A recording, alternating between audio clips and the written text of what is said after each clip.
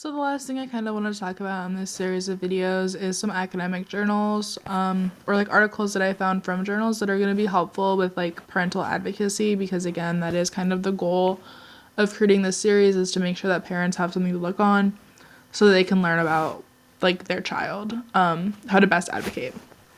So I first have this one.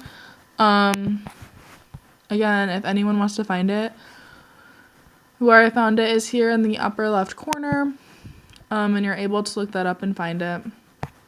So we have parental advocacy styles for special education students during the transition to adulthood.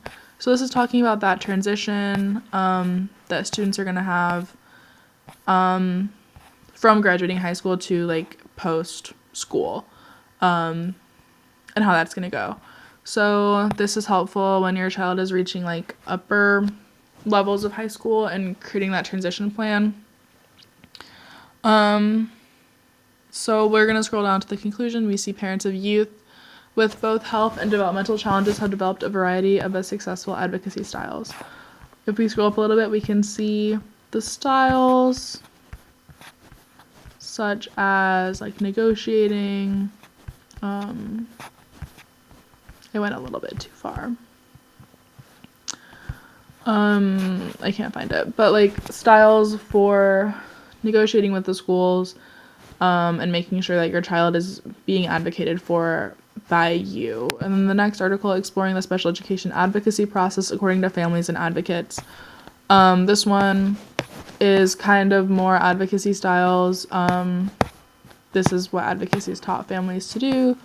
Then we see the school's response to advocacy. So some schools were confrontational, some were surprised.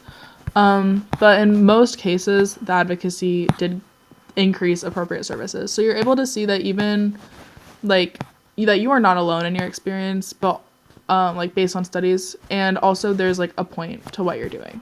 So yeah, academic articles can be helpful. I did mention them some when I was talking about Google Scholar and library databases, but it is like, even if it's something that you struggle with understanding, it is worth looking into to know what the point is of advocating for your student and to not like lose hope that it does do something.